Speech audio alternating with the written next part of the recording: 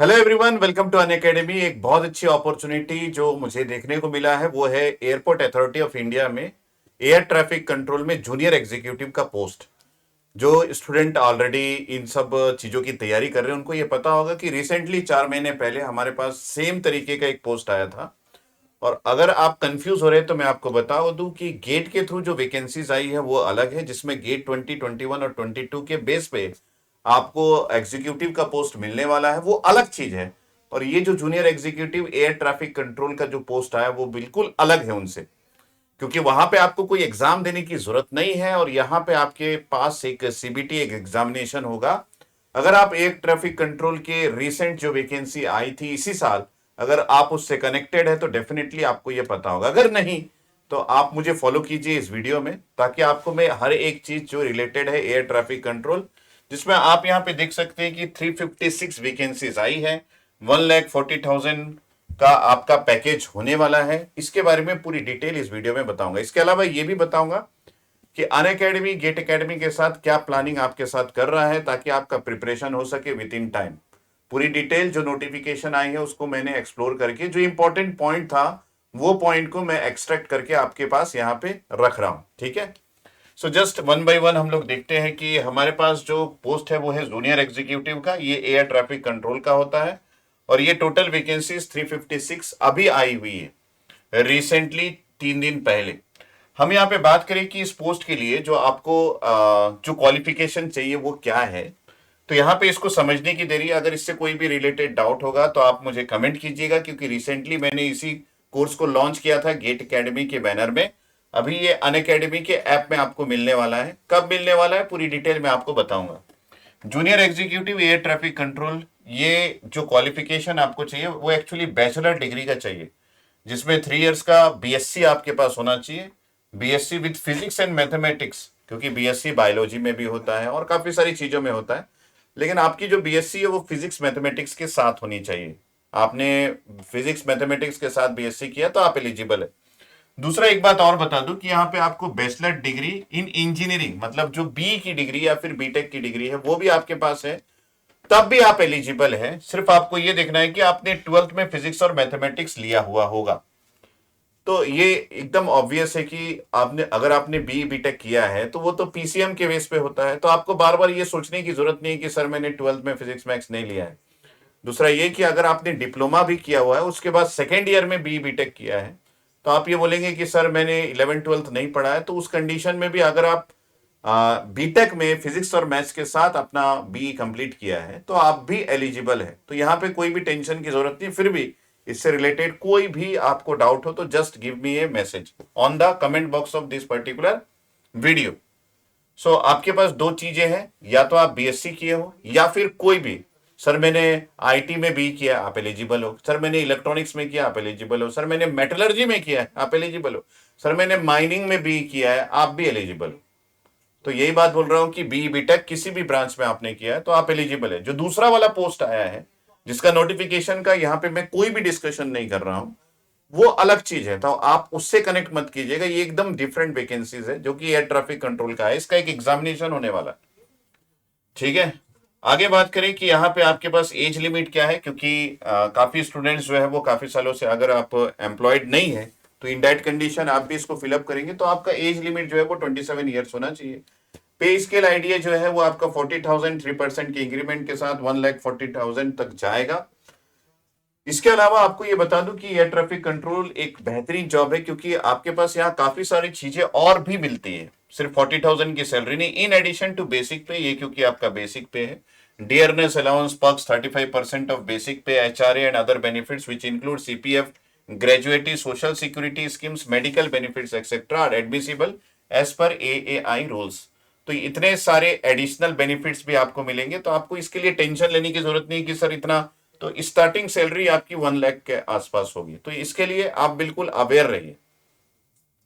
अगर मैं आगे बात करूं कि इंपॉर्टेंट डेट्स क्या है, कि आपका जो फॉर्म भरने का स्टार्टिंग डेट वो है 22/12/2022। तो आज आपके पास 12 तारीख है और आप इस डेट से अपना फॉर्म फिलिंग स्टार्ट कर सकते हैं। मतलब अभी तक फॉर्म फिलिंग स्टार्ट नहीं हुआ है।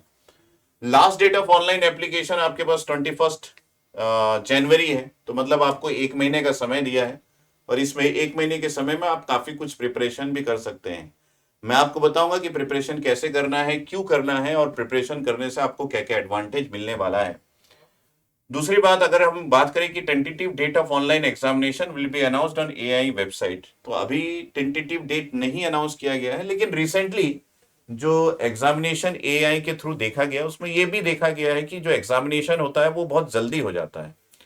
विद इन 1 मंथ जो है वो एग्जामिनेशन शेड्यूल कर देते हैं। तो इससे आपको डरने वाली बात नहीं है, सिर्फ प्रिपरेशन करने वाली बात है कि आपके पास 2 से ढाई महीने का समय है। ऑब्वियस है एग्जाम जो है वो गेट एग्जाम के बाद होगा, और गेट एग्जाम जो है, क्योंकि आपको डेट ऐसा दिया गया है कि एग्जाम ने, ये आपका फॉर्म फिलिंग का लास्ट डेट है, इसके बाद वो फॉर्म फिलिंग को स्क्रूटनाइज्ड करेंगे और उसके बाद आपका एग्जामिनेशन को शेड्यूल करेंगे। तो ऑब्वियस है कि ये एग्जाम जो है वो 14 फेब के बाद होगा, या तो मार्च के फर्स्ट वीक में एग्जामिनेशन हो सकता है, या फिर फरवरी के थर्ड वीक में एग्जामिनेशन हो सकता है। टेंटेटिव मैं आपको डेट बता दे रहा हूं। सो नेक्स्ट हम लोग बात करें कि यहाँ पे आपके पास कौन कौन से सब्जेक्ट्स आपके पूछे जाएंगे अगर एक सीबीटी एग्जामिनेशन आपका लिया जाता है। तो सीबीटी तो डेफिनेटली है, लेकिन कौन कौन से सब्जेक्ट्स कितने मार्क्स के पूछे जाएंगे, कितना ड्यूरेशन होगा, वो सारी बातें यहाँ पे हम लोग करने वाले हैं। तो आपको ये भी देखने की जरूरत है, there will be no provision for negative marks. तो नेगेटिव मार्क्स से डरने की बात नहीं, लेकिन है क्या, पार्ट ए और पार्ट बी, दो चीजें हैं।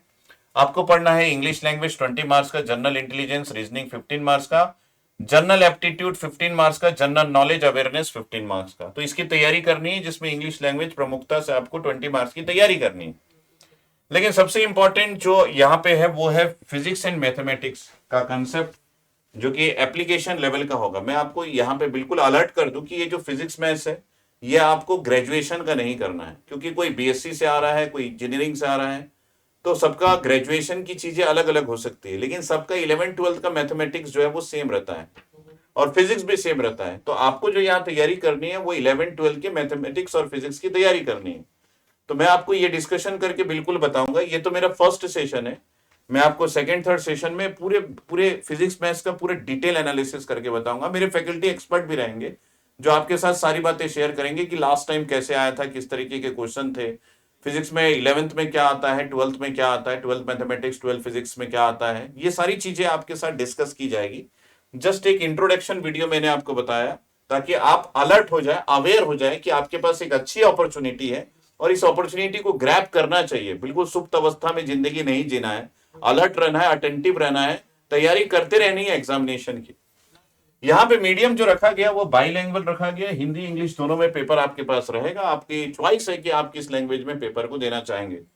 अंत में एक बार और बता दूं कि यहाँ पे कोई भी नेगेटिव मार्किंग का प्रोविजन नहीं है, और आपका जो पेपर होगा वो 2 आवर्स का होगा और 120 मार्क्स के होंगे। लेकिन आप अगर यहाँ पे डिवाइड कर रहे हैं तो आपको दिख रहा है कि जो नॉन टेक्निकल पोर्शन है, जिसमें English, general intelligence, general aptitude, ability, general knowledge है, ये टोटल आपका 60 मार्क्स का है।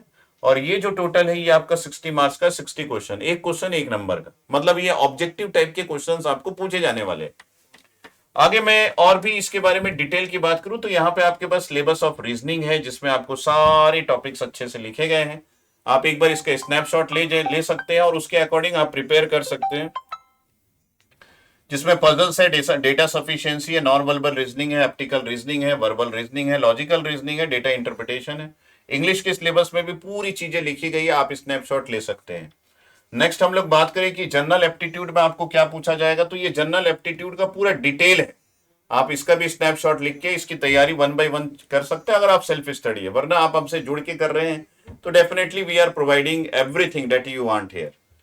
नेक्स्ट हम लोग बात करें यहाँ पे कि आपके पास जनरल नॉलेज में क्या पूछा जाएगा, तो ये देखिए abbreviations, environments, current affairs, history, geography, general science, authors, general knowledge books, budgets, Indian economy awards, international and national organizations, questions from the events that happen in daily life, especially from the perspective of general science, current affairs of national and international importance, सारे questions आपके पास पूछे जाएंगे।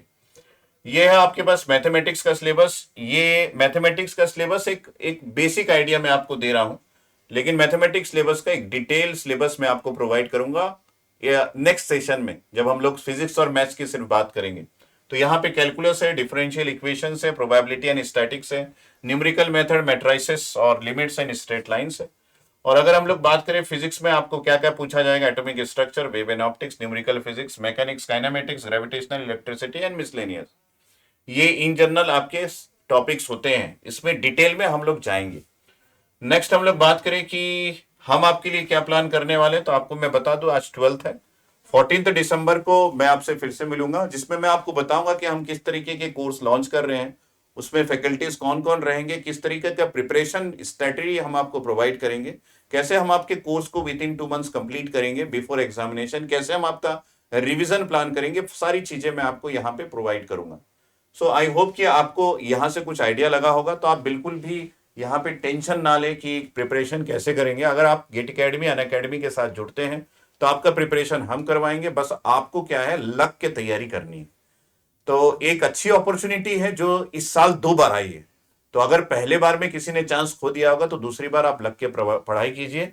यहाँ पे chances है कि आप getting inside the airport authority of India हो जाए और आपको ये पोस्ट मिल जाए। ठीक है, मेरी तरफ से आप सभी को ऑल द बेस्ट। लेकिन एक सेशन, 2 सेशन, कई सेशंस में मैं आपको इसके डिटेल्स के बारे में और भी बताता रहूंगा।